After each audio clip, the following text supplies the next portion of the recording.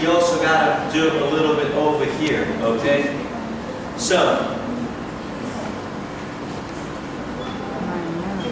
we're moving on to the topic of leading, and from there, leadership.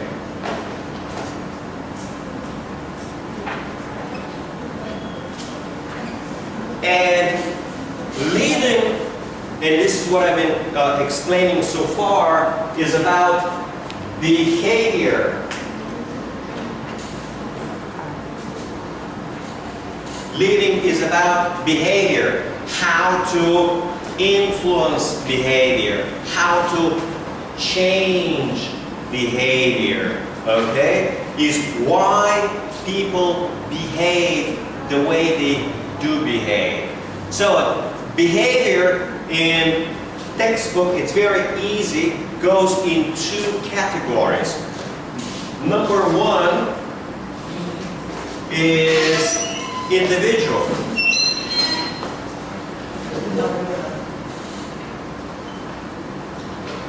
Individual behavior, and individual behavior is what we will cover today and next time. Chapter 9, and the other one is called group behavior. Group behavior. And that's chapter 10. And that's where I began to explain that a lot of times, big part of group behavior, we're going to study maybe next week, big part of group behavior is called crowd psychology. And crowd psychology means people like to do the same as other people do. You like to do what other people do. Or if they do it in a certain way, you also do it in the same way. And the explanation is, as I said, herd behavior comes from crowd psychology, and the explanation is that, as I just mentioned, that there is safety in the numbers. In other words, when you have too many people doing what everyone else does, people feel a lot safer. Okay? Now, this applies to simple things like food. If you eat your food the same way that everybody else is eating, you're probably going to be okay and safe, okay? Now, I do the same thing, and that's how we learn foreigners about driving here motorcycle. I watch what everyone else does on the road, and I do the same thing, okay? And it is actually perfectly logical that if I do what everyone else does here, probably my driving will be just as safe as other people's driving, okay? And we should expect that local people drive more safely simply because they've been driving here for 10, 20, 30, or 40 years, okay? Same thing applies for eating. Whatever your local food is, you probably learned over hundreds of years what to eat, how to prepare it, what's a safe way to prepare it, what's a safe way to store it. So, doing what others do is usually safe, and it is an important part of what we call survival.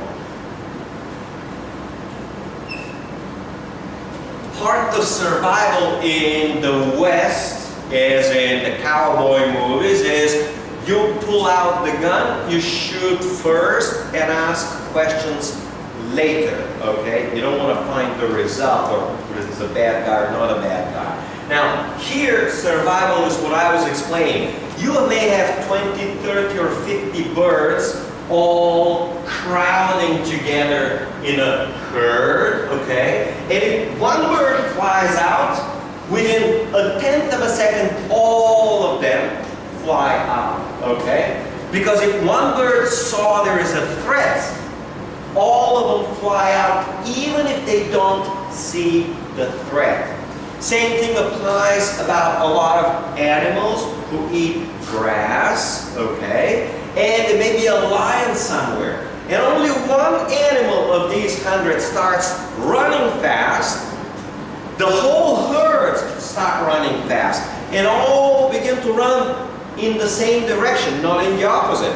Because probably in the opposite direction is the lion, okay? So, a lot of what determines individual behavior is actually the group, is actually the many people. It's actually determined by what we eventually call for society the culture. The culture and cultural norms, okay?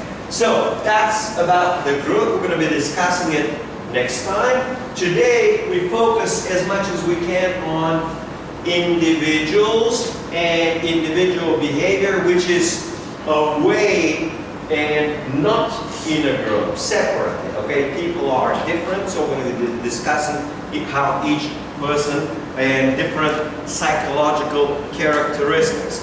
Let's see if we can get this. Why is this not running well? Let's try. It's not working. We first get to see if I can get this up and running and get the PowerPoint management. We're now chapter 9.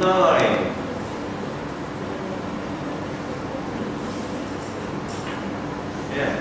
Well, can anyone take a look and see? Can you take a look and see when this PowerPoint doesn't work? All right. So we continue back over here. The subject which studies behavior is called for business is called organizational behavior.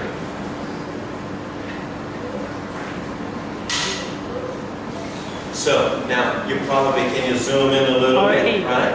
An organizational behavior.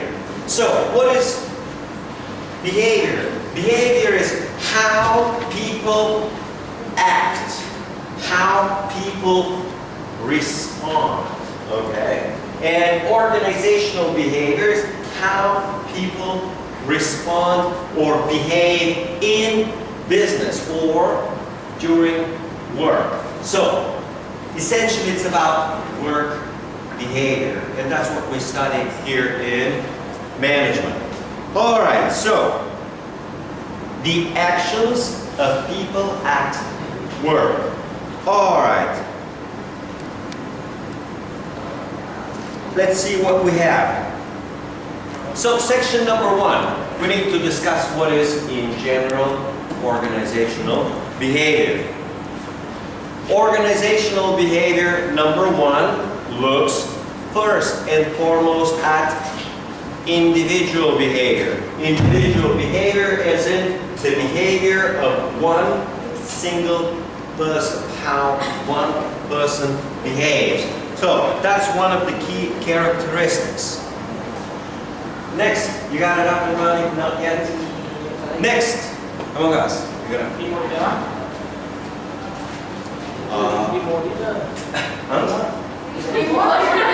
Remote? Well, where's the remote? Maybe we need to push the computer button. Oh yeah? Is it going? Wow! Going isn't it? Oh yeah? Oh yeah, he's the hero slideshow. And from the beginning.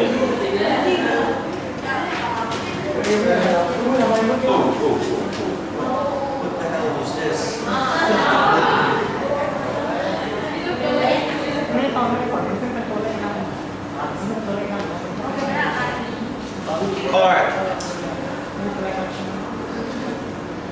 All right, let's try and focus a little bit. So, focus, okay, identify the focus and goals of organizational behavior. I already began talking about it.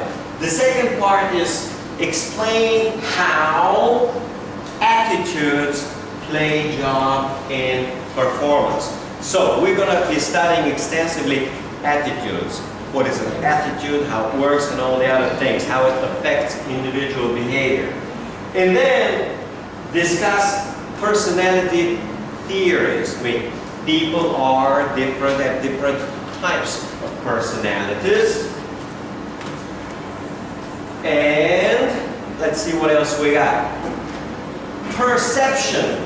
Discuss what is perception, how perception affects, okay? We'll also need another assistant who's going to be using the dictionary and translate some of these words for you, and all what these words mean. Also, discuss learning theories, how people learn, why people learn, the way people learn, okay? What is good for learning, what is bad for learning.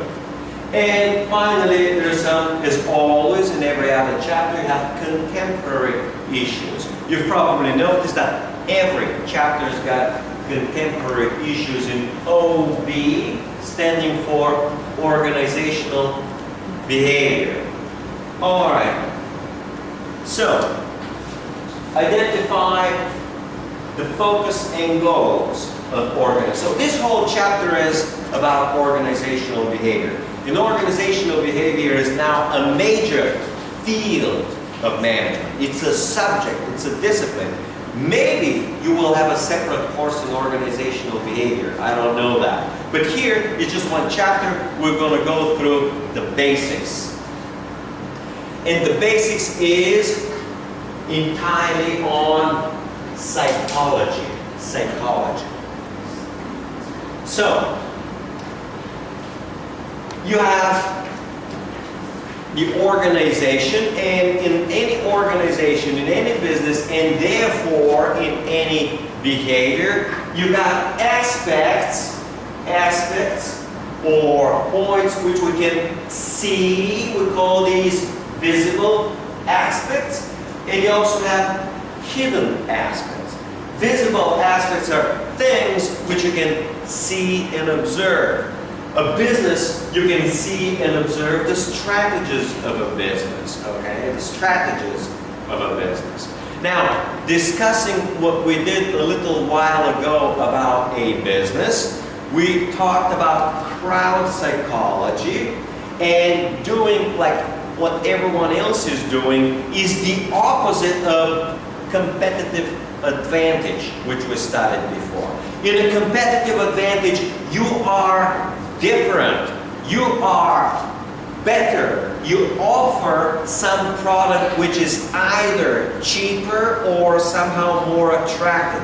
In a crowd, or if you do like everybody else, you don't have competitive advantage. You can't do well, you can't perform. You do as bad as everyone else is doing. So, strategies help a business be better and be different. And doing like everyone else is a bad strategy in business. Next one, you see visible stuff like objectives. We already discussed. Businesses have objectives to grow, to make more money, or whatever those might be. You also see the policies, and you also see the procedures. How a restaurant is working, how they cook the food, how they deliver, all of this stuff, it's easy to see. You can see the structure. Even if you're not in the business, you can come from outside and you can easily see who's the boss. I mean, when I walk in a restaurant, it's quick, it's easy to see who's the boss, okay? It's easy to see who's running the show, who's running the business. You can see the technology, also very easy. You can see who's the big boss, who's the smaller boss. In other words, you can see the formal authority, and you can see the chain of command. These are the things it's easy to see. Now, today we're going to focus on the things that you don't see easily. And of course, we covered already these in previous chapters. You have hidden aspects like attitude. Are workers motivated? Do they like their job? Do they want to do their job? Well, do they enjoy their job? Okay? Does the job bring them satisfaction? Or is it just a job? When you say a job, means, Well, you don't care about the job. You just go there to get some money, okay? And it doesn't matter what the job is, okay? So, people got attitudes. They also got perceptions. They may perceive the job as good. They may perceive it as bad. Oh, they may perceive their boss as a nice guy, or they may perceive him as an asshole, like a bad guy, okay? So people perceive things differently. Well, how do they perceive the customer, okay? I was giving you an example where in Bulgaria, they hire these young girls who can't do anything to sit in the shop, okay? But they sit in front of the shop, they smoke a cigarette, okay? They're drinking coffee, and they're having a talk with the neighbor, the girl who takes care of the next shop, okay? And when the customer comes, they get to hate the customer because they gotta leave their coffee, they gotta leave their cigarette, they gotta go back in the shop, like serve the customer. So the customer is like a nuisance. He's just bothering them. I mean, they're having a good time, and they gotta go and back and serve. Maybe they were listening to some music, maybe they were watching a movie on their mobile or on their laptop, and suddenly they gotta serve the customer. All right, plus they're gonna get almost the same money anyway. So why bother to take care of the customer? So all of these are different perceptions and again attitudes. You also have a group norm. And a group norm is how people behave in a group. You behave the way that other people usually would behave, okay? You'll do what others usually do. And a group norm is different from crowd behavior, that this norm is considered, which is something acceptable, which is something good, which is okay to do. So a group norm is how people behave in a group, but in a sense, this is what's accepted, what's normal, what's okay, right? Next one, they got informal interactions. For any kind of business, employees will interact informally. They will strike friendships, and they'll have relationships which are outside the job position. And they'll have a friendship because people need friends, because people want to have friends, okay? Because friends help each other, okay? Because it's better to have a friend than to be with a friend, okay? And that's what many of you do. I mean, you two sit together, you're friends, you study together, you spend time together, and it applies for almost any other pair or triple, or maybe 4 or 5 people. So, friendship is important in work, and business, and we differentiate. In this case, we have informal interactions and informal friendships. Also important, but hidden. It's not easy to see. And then we have interpersonal and intergroup conflicts. In any kind of work, in any kind of business, you got conflicts. People arguing whether it's about the better job, about the better office, about more money, about vacation time. They always have certain conflicts. They always have certain difficulties. And you have them between people and also between groups of people. Okay. In university, any university has 2 types of groups of people working there. One is the faculty, which is the professors, and the other one is the administration.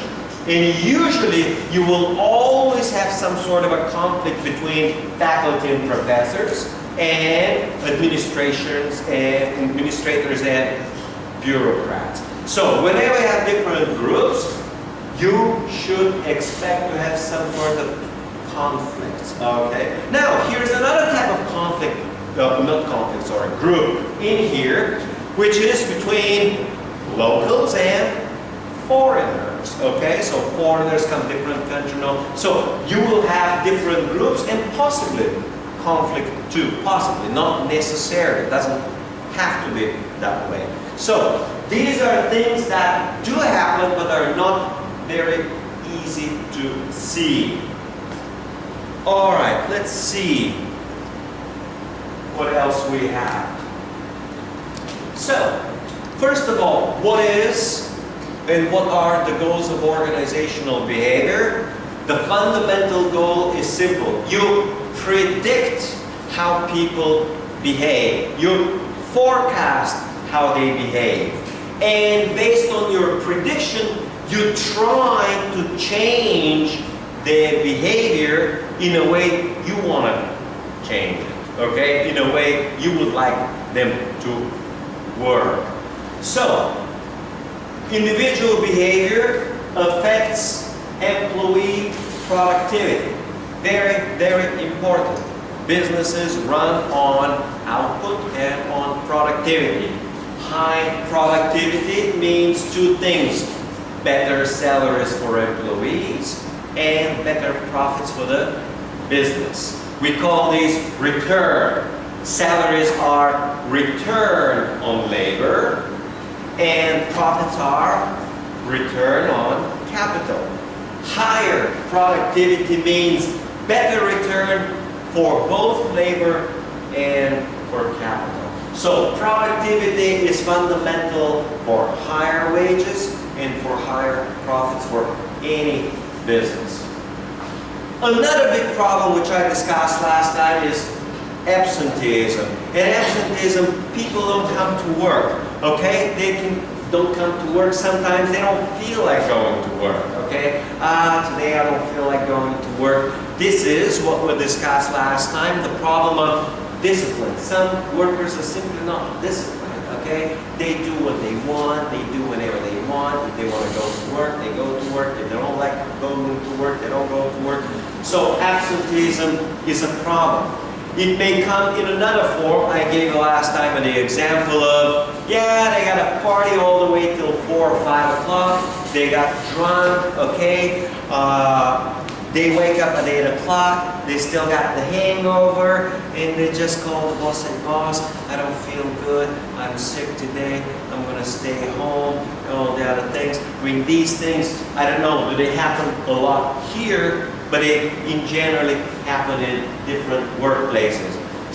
And absenteeism could be also a problem because someone is just sick, honestly sick. They have a big health problem and they gotta go to the doctor over and over again for different issues. So absenteeism is a major problem, and you need, or we use organizational behavior to explain absenteeism, to explain why people don't come to work, but also the main goal is to lower absenteeism. In other words, you want people to come more regularly to work and on time, not coming late, 10 minutes, 20 minutes, 30 minutes, and so on, all right?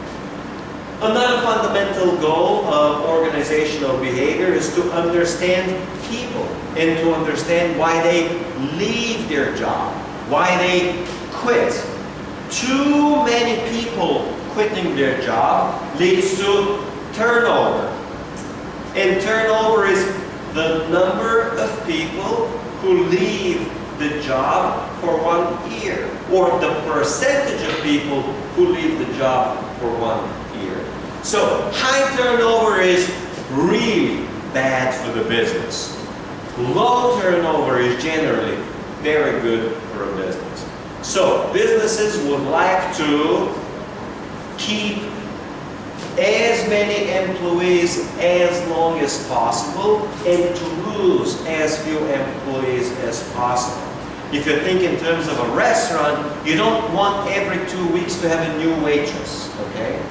And then after 2 weeks or after a month, the waitress leaves, you gotta try to find another one. Because turnover is costly.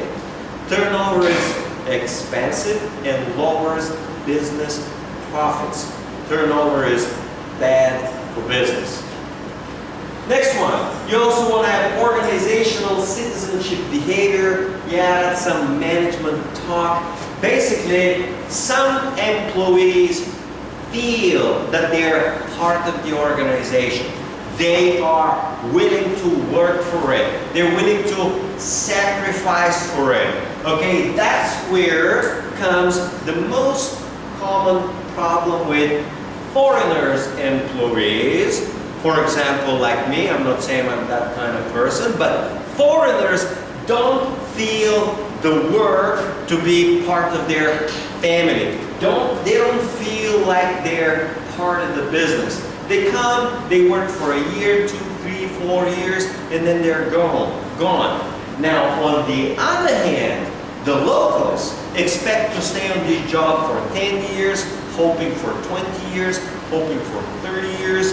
The locals expect to make a career, to go to one level up and a second level up, and soon enough to become a dean and have a very high position. So, you want to find out why employees don't feel the workplace like home and are not willing to sacrifice as much for work. They come to the job and they leave the job. They don't care too much about the institution or the organization. They don't care much about the business. Well, you want employees to care about the business and to care eventually about the customer.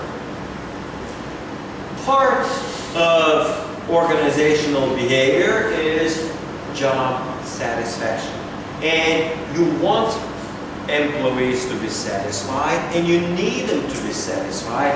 And good job satisfaction usually means better working employees, better productivity. So, better job satisfaction translates into better employee productivity, better profits, and better job satisfaction means lower turnover.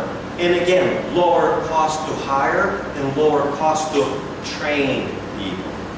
So, job satisfaction is very important part. You want people and employees to be happy. You want them to be satisfied. And if they're happy and satisfied, they will care more about the business. And they're going to be willing to sacrifice more if they have to. And finally, you want organizational behavior to explain workplace misbehavior. Misbehavior could be playing music real loud, okay? Or trying to annoy other workers, trying to make them angry, okay? Or it could be making bad jokes. Or it could be just talking on the mobile or on the phone real loud, okay? So misbehavior could have hundreds of different forms, and you basically want to lower misbehavior. You want to reduce it. I mean, you cannot eliminate it, but you try to lower misbehavior, okay? You want them to work okay. You want to have a nice, good, proper work environment. So these are all the goals related and associated with organizational behavior. Let's see what else we have here. Section 1, done.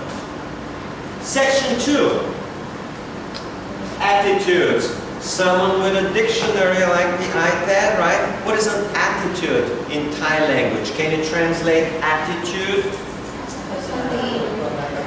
You got it? All right. So, key attitudes. Previous one I just mentioned was job satisfaction. Very, very important. Are employees satisfied? Are they happy? And from that one comes the next one, job involvement. This is what I was explaining 2 minutes ago when I was talking about foreign employees and local employees. A local employee will be very involved in the job, usually. They will like the job. They will participate in everything possible. And foreign employees are not always very involved. They're not going to be very active. They're not going to be very energetic. They won't be eager to do a whole bunch of other things besides the minimum amount of work that they have to do.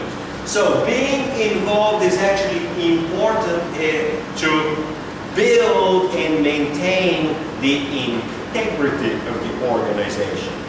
Okay? And you want employees to be involved and satisfied. Part of involvement, or even a bigger, is organizational commitment. And the commitment means readiness and willingness to sacrifice for the organization. That's also what it means to be committed in a relationship and to be committed in a marriage.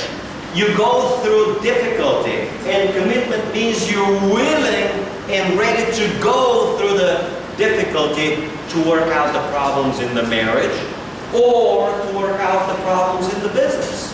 So commitment means sacrifice and willingness to sacrifice, in this case, for the business and for the organization. And that's what makes a big difference, is commitment. When it's necessary, you can expect them that they will work and that they will provide. That's especially important, let's say in the tourist business. During the high season, where you get too many tourists, too much business, you get too tired, okay? It's too intensive, everyone's tired. That's when you really want them to be committed, okay? And the last one, which is very similar to involvement, is employees' engagement. I mean, I haven't figured out the exact difference between the involvement and engagement. Is basically the employee's connection to the job and enthusiasm about the job. Are they really enthusiastic? Are they eager? Are they happy? Are they, when they wake up, are they ready to go to work? Do they like their job and say, okay, I'm going to go, I'm going to do this, I'm going to do that, all right? Or they just don't really care about it, it's just a job, okay? So these are all important characteristics and attitudes which relate to job performance. And when we say performance, the best measure of performance is productivity. Productivity. Let's see what else we have here.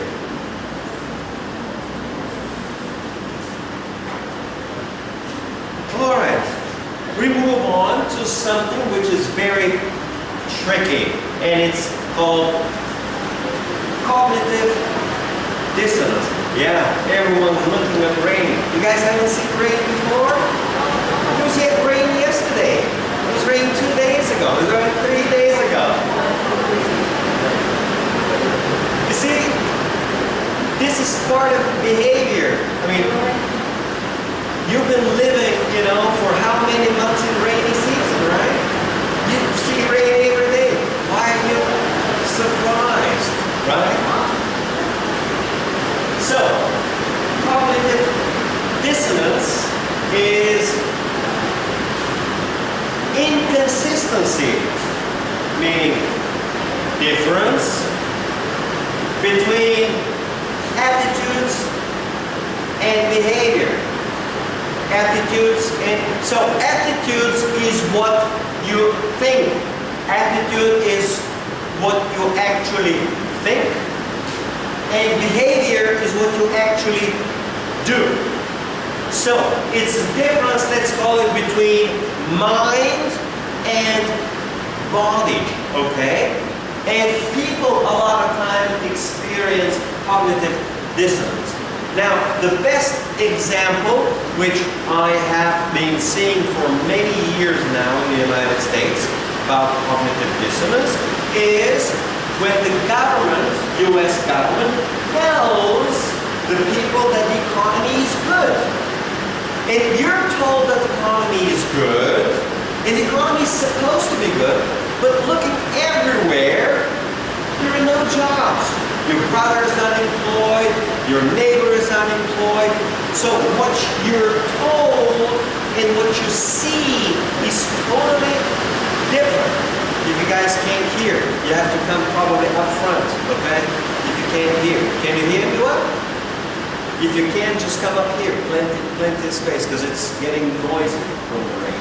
So, cognitive dissonance is also difference between what you hear and what you see, okay? That's also cognitive difference between what people think and what people do.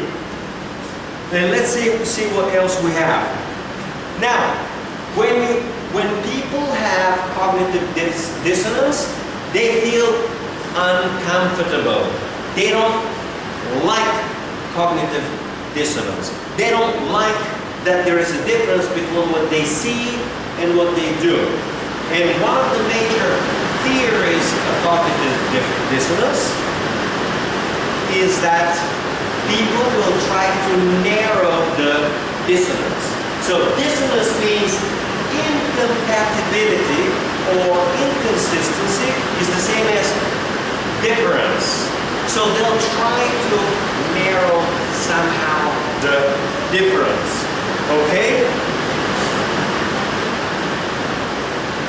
So, how they will narrow the difference and will they narrow the difference is very important. Okay?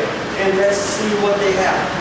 Understanding attitudes. Man, this is no good. Let's see. Understanding attitudes. Really bad. Sorry, guys. Really bad. Okay, so I gotta continue. PowerPoint, no good for this section. No good. I mean, there's nothing to need. Alright, so first of all, if there is a difference, it really depends how important it is. Is the difference important or not very important? Or let's take a 10-minute break, right? Yeah, let's do that. 10-minute break.